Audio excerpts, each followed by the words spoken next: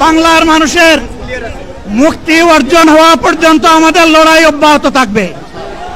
বলছিলাম, জামাতে ইসলামী যদি আল্লাহর ইচ্ছা এবং জনগণের ভালোবাসায় বাংলাদেশের মানুষের সেবা করার সুযোগ পায়, তাহলে মালিক হবে না, সেবক হবে ইনশাআল্লাহ।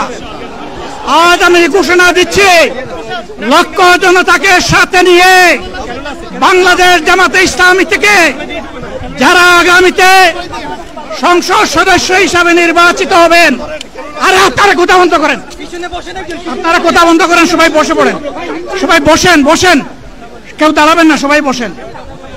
যদি আল্লাহর ইচ্ছায় জনগণের ভালোবাসায় বাংলাদেশ জামাতে ইসলামী থেকে সংসদ সদস্যরা নির্বাচিত হয়ে সরকার গঠন করেন, তাহলে কোন এমপি, কোন মন্ত্রী আগামীতে সরকার কিন্তু প্লট গ্রহণ করবে না।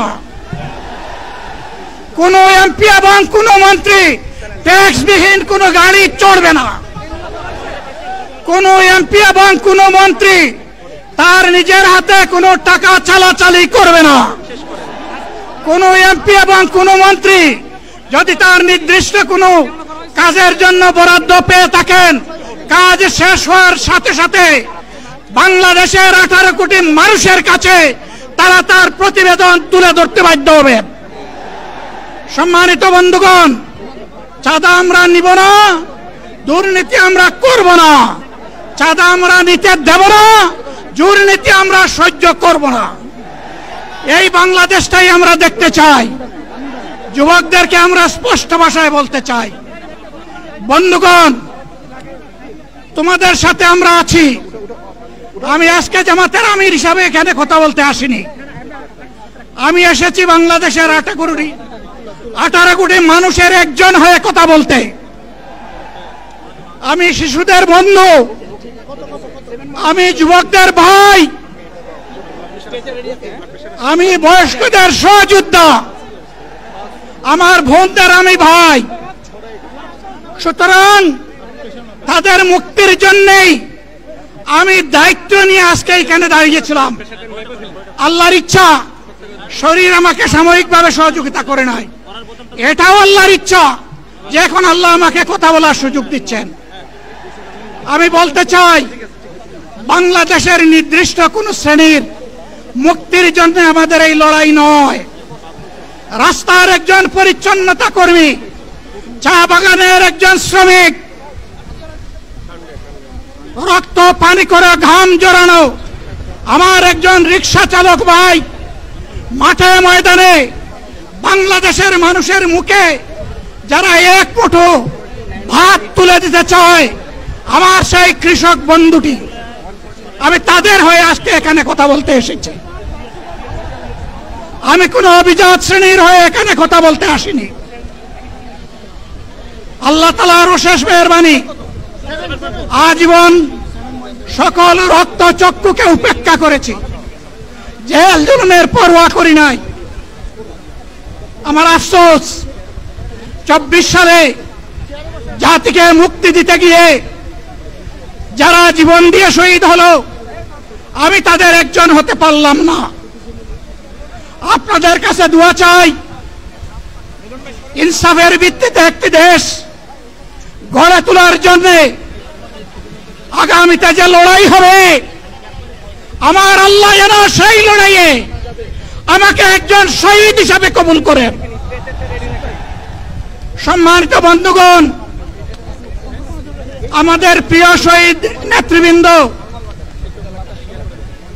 2006 সালের 28 অক্টোবর থেকে শুরু করে পল্টন গণহত্যা, শাপলা গণহত্যা, সারা দেশের গণহত্যা, পিলখানার গণহত্যা, 24-এর গণহত্যা, এই গণহত্যা যারা করেছে তাদের সকলের বিচার বাংলাদেশের মাটিতে নিশ্চিত করতে হবে।